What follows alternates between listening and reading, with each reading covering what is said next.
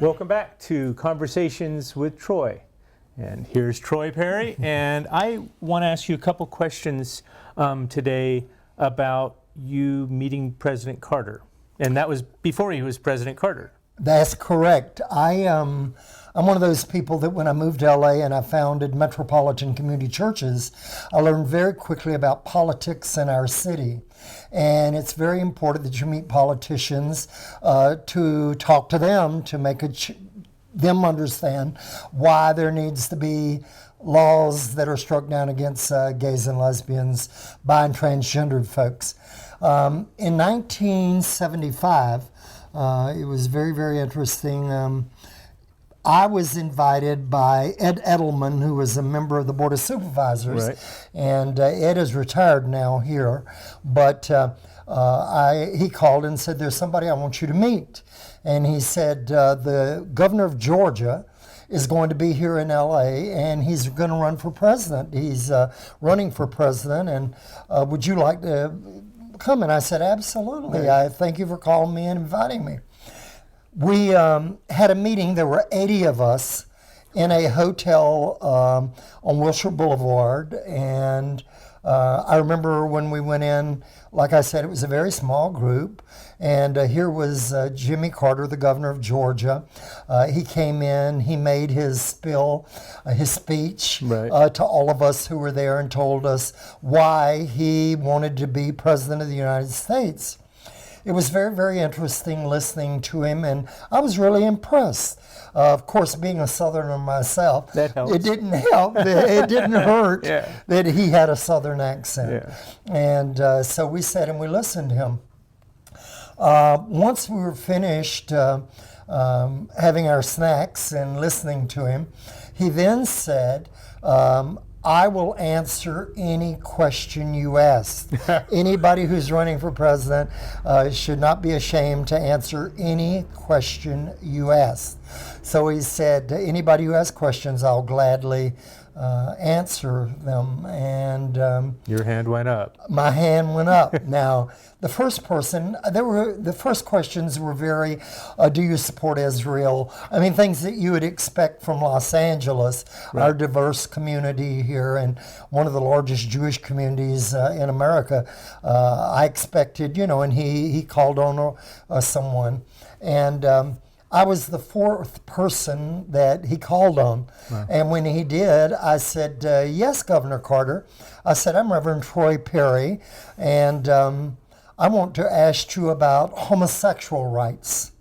And I said, I'm very interested in knowing if you would issue an executive order.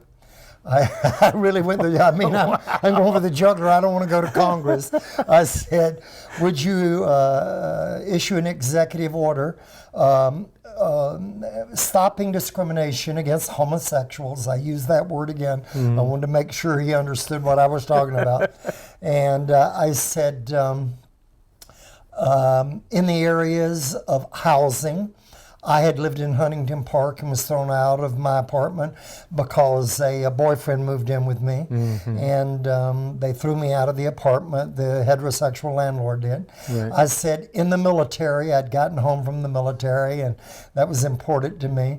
And I said, employment, and the last thing I'll remember in a minute, but I asked for four things. Uh-huh. And It wasn't marriage. it was not marriage at Okay. that time. I Yeah, mean, I wasn't. that was later. That was later.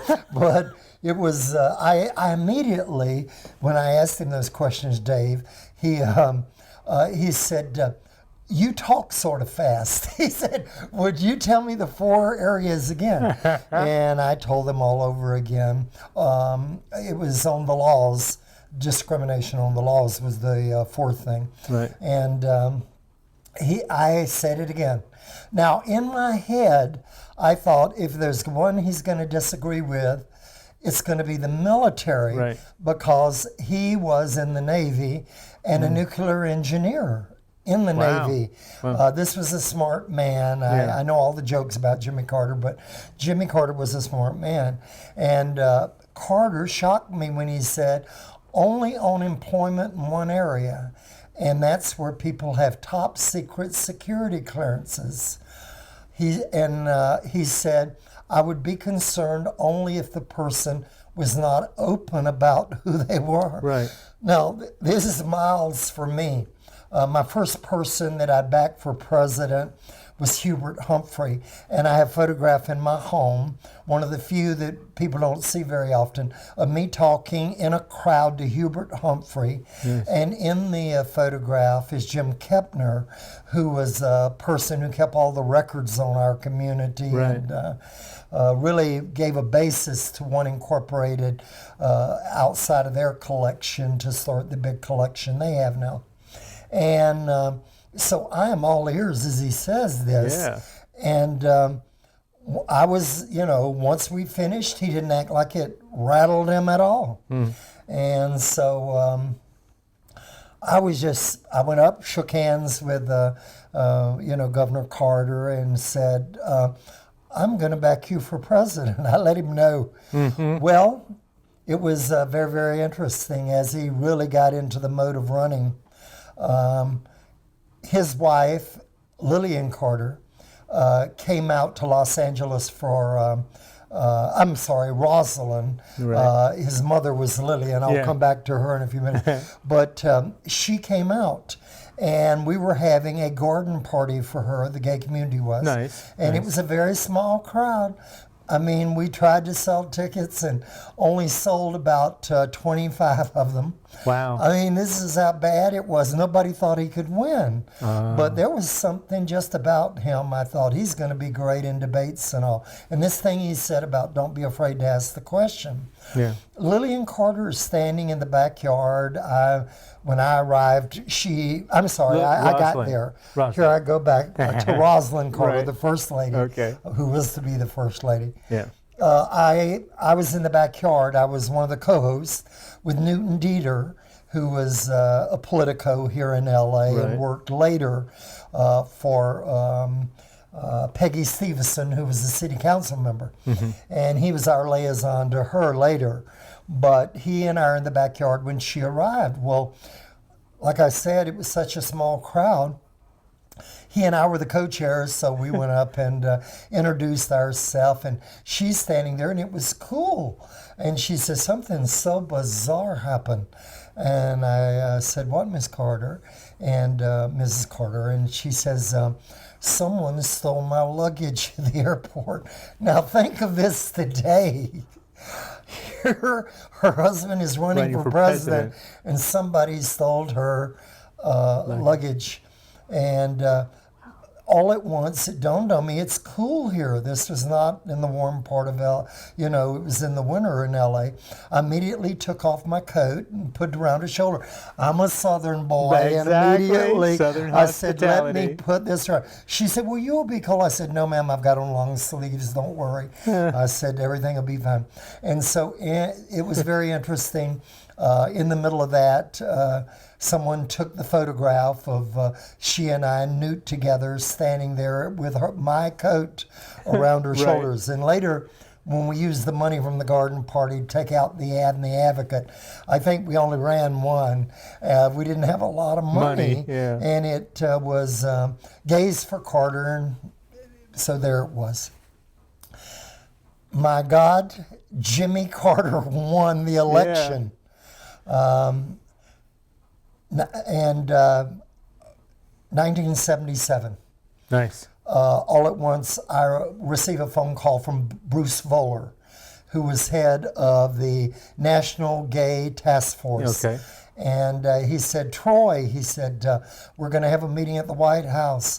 And he said, there's going to be 13 of us there, and he told me who all was going to be there. Right. And you're one of them. And you're one of them. That's what he said. Right. And I said, whoa, we need one other person there. He said, who? And I said, we need a mother there. What about the P-Flag, Mom? Let's get a member of P-Flag, a mother. Right. When you get a mother in the room, that makes all the difference in the world. Calms they it can down. talk really. And I said, it'll make a difference. Well, it was very interesting. They did that, and they invited, they had a PFLAG here locally from Los Angeles to be the mom in the room. They're only heterosexual, so there were 14 of us. And he said, we'll be meeting with Mitch Costanza Right. and other people in the Carter government. Right. And, so we arrived, and it was in the middle of the Nita Bryant fight. Lovely. And Yes. it was very interesting, but I was so thrilled. We went into the White House, and the room we held the meeting in was the Roosevelt room. Nice. And they had in there some, oh my goodness, original bronzes by very famous, the Western, Right. Guy who made the bronzes that everybody wishes they owned Collects. today. Yeah, you know. exactly. And I'd only seen this photograph in my civics book in Alabama in junior high school. They happened to show the Roosevelt room and this bronze. Wow. And we went in, and Mitch Costanza welcomed us all there. One of the persons who was there for the meeting was the first person to come out from the military. And she said he had been on the cover of Time magazine.